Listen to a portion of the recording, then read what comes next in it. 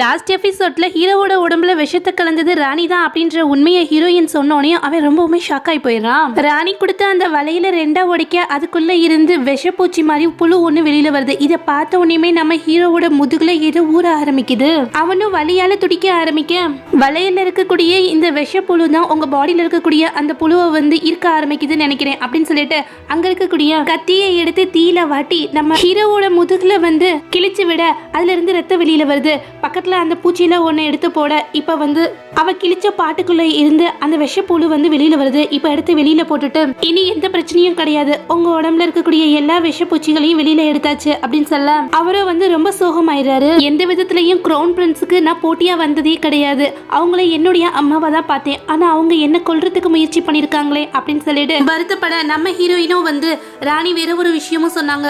உங்களோட அம்மா வந்து கோல்டு பேலஸ்ல வந்து அடைக்கப்பட்டிருக்காங்களாமே அப்படின்னு சொல்லி கேட்க, ஆமா நான் சின்ன வயசுல அங்கதான் வளர்ந்தேன், என்னுடைய அம்மாவுக்கு என்ன பார்த்தாலே பிடிக்காது, எப்ப பார்த்தாலும் என்ன அடிச்சுட்டே இருப்பாங்க, அந்த கொடுமையில தான் நான் வளர்ந்தேன். ஒரு தடவை எங்க அம்மாவோட அடிக்கு பயந்து மரத்து மேல ஏறி நின்றுட்டு இருந்தேனா அப்ப தெரியாம கீழே விழுந்துட்டேன். கால் உடைஞ்சு வலியால வந்து தவிச்சிட்டு இருந்தப்ப எங்க அம்மாவும் வந்து உன் கால் உடைஞ்சிருச்சுன்னு வச்சுக்கோமே அது சாக்கா வச்சு அரசர் அடிக்கடி என்ன வந்து பாப்பாரு அப்படின்னு சொல்லிட்டு பக்கத்துல இருக்கக்கூடிய கட்டையை எடுத்து என்னோட காலை நல்லா உடைச்சு விட்டுட்டாங்க. இந்த மாதிரி பல கொடுமைகளை அவங்க கிட்ட நான் அனுபவிச்சிருக்கேன். அதனாலேயே என்னுடைய குழந்தை பருவத்துல நினைச்சு பார்த்தோன்னு வச்சுக்கோமே எனக்கு ரொம்ப பயமா இருக்கும். அதனாலதான் என்னோட 2 பசங்க கிட்டயுமே நான் நெருங்கி பழகவே இல்லை. அவங்கள பார்க்கும் போதெல்லாம் என்னுடைய சின்ன வயசு ஞாபகம் வந்துடும். அவங்க கிட்ட அன்பா நடந்துக்கவே முடியல அப்படின்னு சொல்லி வருத்தப்பட்டுட்டு நம்மளோட ஹீரோயினை பார்த்து எனக்கு இப்போதைக்கு இருக்கக்கூடிய ஒரே சொந்தம் நீ மட்டும் தான், தயவு செஞ்சு என்ன டிவோர்ஸ் பண்ணிடாத அப்படின்னு சொல்லிட்டு அவளை கட்டி பிடிச்சுக்க அவளும் ஹீரோவை நினைச்சு ரொம்பவுமே பரிதாபப்பட்டு இருக்கா. இன்னொரு பக்கம் ராணியும் வந்து கோல்டு பேலஸ்ல அடைக்கப்பட்டிருக்க நம்ம ஹீரோவோட அம்மாவை போய் பாக்குறாங்க.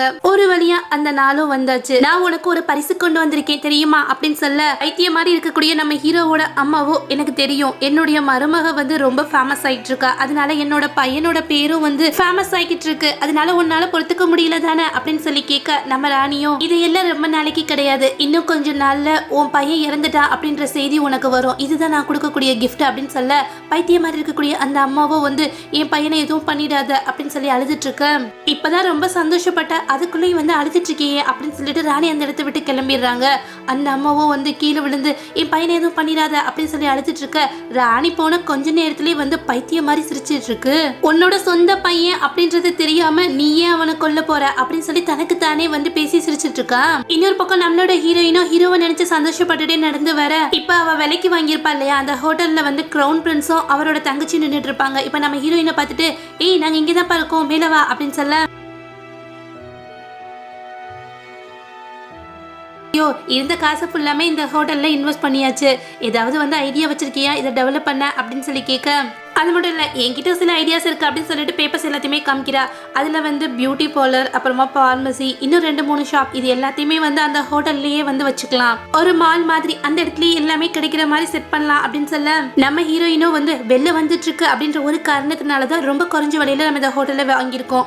அதே நேரத்தில் வந்து வெள்ளத்தை வந்து நம்ம ஸ்டாப் பண்ணிட்டோம்னு வச்சுக்கோயே கண்டிப்பாக வந்து இந்த ஹோட்டலை வந்து நல்லா டெவலப் பண்ணி கொண்டுட்டு போயிடலாம் அப்படின்னு சொல்ல நம்ம கிரவுன் பிரின்ஸோ ஹீரோயினை பார்த்துட்டு இவங்கள லேசுப்பட்ட ஆளுன்னு நினைக்காத, எவ்வளோ பெரிய ஆள் தெரியுமா, அரசருக்கே ஆலோசனை சொல்லக்கூடியவங்க அப்படின்னு சொல்லி பேசிட்டு இருக்க இப்ப பக்கத்துல இருக்கக்கூடிய ஒரு ஜன்னல்ல நண்டு மாதிரி ஒரு பூச்சி உருந்து போய்கிட்டு இருக்கு. அதை பார்த்துட்டு இளவரசி அச்சோ ஒரு பெரிய பூச்சி அப்படின்னு சொல்லி கத்திட்டு இருக்க பக்கத்துல இருக்கக்கூடிய நம்மளோட கிரவுன் பிரின்ஸும் அதை பார்த்துட்டு ரொம்பவுமே பயந்து போயிடுறாரு. இளவரசியும் இது என்ன கன்றவையான பூச்சினே தெரியலையே அப்படின்னு சொல்லி பயந்து போய் நிக்க நம்ம ஹீரோயினும் இந்த காலகட்டத்தை சேர்ந்தவங்க இன்னும் இந்த பூச்சியை வந்து சாப்பிட ஆரம்பிக்கல போல இருக்கு அப்படின்னு சொல்லிட்டு இது எவ்வளவு டேஸ்டா இருக்கும் தெரியுமா, நம்ம ஹோட்டல்ல வந்து வேற லெவலுக்கு கொண்டு போறதுக்கான டிஷ் வந்து நமக்கு கிடைச்சாச்சு அப்படின்னு சொல்லி சந்தோஷப்பட்டு இருக்கா. வெயிட் பண்ணுங்க நான் அதை போய் சமைச்சு உங்களுக்காக கொண்டுட்டு வரேன்னு சொன்ன இளவரசியும் அந்த இடத்த விட்டு ஓடுறதுக்கு ட்ரை பண்றா. விட்டுருவேனா என்ன வாங்கன்னு சொல்லி இழுத்துட்டு போக நம்ம கிரவுன் பிரின்ஸும் ஒரு தூணுக்கு பின்னாடி போய் ஒளிஞ்சிட்டு இருக்காரு. இதை சாப்பிட வைக்காம உங்களை இங்க இருந்து அனுப்ப மாட்டேன்னு சொல்ல அவரும் வந்து முதல்ல நம்ம இந்த இடத்த விட்டு காலி பண்ணிட வேண்டியதா அப்படின்னு சொல்லிட்டு அந்த இடத்த விட்டு எஸ்ஐ ஓடிடுறாரு. நம்ம ஹீரோயினும் வந்து நண்டு மாதிரி இருக்கக்கூடிய அந்த பூச்சியை அவனுக்குள்ள நிறைய சுத்திட்டு இருக்குமா எல்லாத்தையும் ஒன்னா சேர்த்து போட்டு சமைச்சிட்டு இருக்கா. அதை பார்த்துட்டு அவளோட 2 பசங்களும் அப்புறம் அத்தையும் வந்து இது என்ன கன்றாவி வாந்தி வருது அப்படின்னு சொல்லி தனக்குள்ளே பேசிட்டு இருக்காங்க. கண்டிப்பா இது மனுஷங்க சாப்பிடுற ஃபுட்டு கிடையாது அப்படின்னு சொல்ல அவங்க அத்தையோ நான் முடிவு பண்ணிட்டேன் உங்க 2 பேத்துக்கு இதை டேஸ்ட் பண்ண கொடுக்கணும் அப்படின்னு சொல்லிட்டு சந்தோஷப்பட்டுட்டு இருக்க அவ்வளோ வந்து கறி விருந்துக்கு சமைக்கிற மாதிரி நிறைய மசாலா எல்லாம் சேர்த்து போட்டு அதை சமைச்சிட்டு இருக்கா. ஓகே ரெடி ஆயிடுச்சுப்பா வாங்க டேஸ்ட் பண்ணலாம் அப்படின்னு சொல்லி கூப்பிட அவங்க 3 பேரும் பயந்து நடிட்டு நின்றுட்டு இருக்காங்க. இளவரசியும் வந்து உனக்கு என்ன பைத்தியம் பிடிச்சிருக்கா, இதை போய் சாப்பிட சொல்றியே, கண்டிப்பா முடியாது அப்படின்னு சொல்ல நம்மளோட ஹீரோயினும் அதை வந்து கொஞ்சம் கட் பண்ணி அதுல இருக்கக்கூடிய கறியை மட்டும் டேஸ்ட் பண்ணி பார்த்துட்டு சூப்பரா இருக்கு அப்படின்றா. இவ பக்கத்துல இருக்கக்கூடிய தான் பொண்ணுக்கிட்டே அதை கொடுக்க அந்த குட்டி பொண்ணும் அம்மா எனக்கு எது கொடுத்தாலும் சரி கண்டிப்பா நான் அதை வந்து சாப்பிடுவேன் அப்படின்னு சொல்லிட்டு கண்ணை மூடிட்டு அதை வாங்கி சாப்பிட்றா. இப்ப அம்மா சூப்பரா இருக்கு அப்படின்னு சொல்ல பக்கத்துல இருக்கக்கூடிய அந்த பையனும் அவங்களோட அத்தையும் வந்து பயந்து ஓடிட்டு இருக்காங்க. தான் பையனை வலுக்கட்டாயமா பிடிச்சு அவனோட வாயிலையும் ஒரு பீஸை ஊட்டி விட அவனும் வந்து இது ரொம்ப கேவலமா இருக்கு, இதை கொண்டு போய் நான் அப்பா கிட்ட டேஸ்ட் பண்றதுக்காக கொடுக்குறேன் அப்படின்னு சொல்லிட்டு பவுலோட தூக்கிட்டு ஓடிடுறான். இளவரசியோ கண்டிப்பா இதை நீ எனக்கு கொடுக்க கூடாது அப்படின்னு சொல்லிட்டு ஓட வலுக்கட்டாயமா அவளுக்கும் கொஞ்சம் ஒரு பீஸை ஊட்டி விட்டுறா. அதை சாப்பிட்ட உடனேயுமே ஏய் எவ்வளோ டெலிஷியஸான ஒரு ஃபுட்டு, இந்த மாதிரி ஒரு இதை சாப்பிட்டதே கிடையாது, உன் பையன் வந்து எவ்வளவு புத்திசாலி தெரியுமா, இது நல்லா இருக்கு அப்படின்னு அப்பாக்கு கொடுக்க போறேன்னு சொல்லிட்டு மொத்தத்தையும் தூக்கி ஓடிட்டானே அப்படின்னு சொல்ல இரு நான் அவனை பிடிச்சு மொத்தத்தையும் வாங்கிட்டு வந்துடுறேன் அப்படின்னு சொல்லிட்டு இளவரசி அந்த பையன் பின்னாடி ஓடிட்டு இருக்கான். இந்த ஃபுட்டால நம்மளோட ஹோட்டல் எவ்வளவு ஃபேமஸ் ஆக போகுது பாரு அப்படின்னு சொல்லிட்டு நம்மளோட ஹீரோயின் சந்தோஷப்பட்டுட்டு இருக்க. இன்னொரு பக்கம் நம்ம ஹீரோயினோட தங்கச்சியோ ராணியை பார்த்து இங்க பாத்தீங்களா எங்க அக்கா வந்து ரொம்ப ஓவரா பண்ணிட்டு இருக்கா, அது மட்டும் இல்லாம உங்க பொண்ணையும் அவளோட வலையில விழுக வச்சுட்டாளா, இப்ப இளவரசி கூட என்கிட்ட பழக மாட்டாங்க தெரியுமா அப்படின்னு சொல்லிட்டு கம்ப்ளைண்ட் பண்ணிட்டு இருக்க.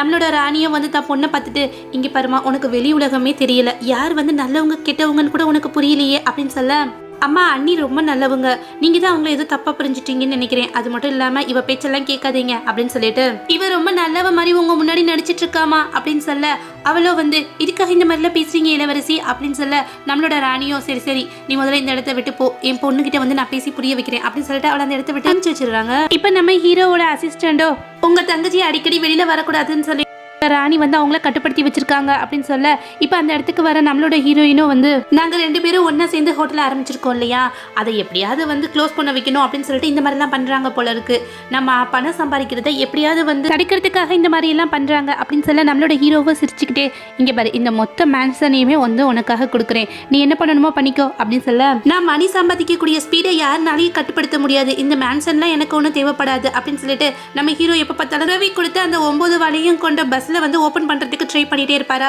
இது எனக்கு போதும் அப்படின்னு சொல்ல இந்த அப்படின்னு சொல்லி கையில கொடுக்குறாரு.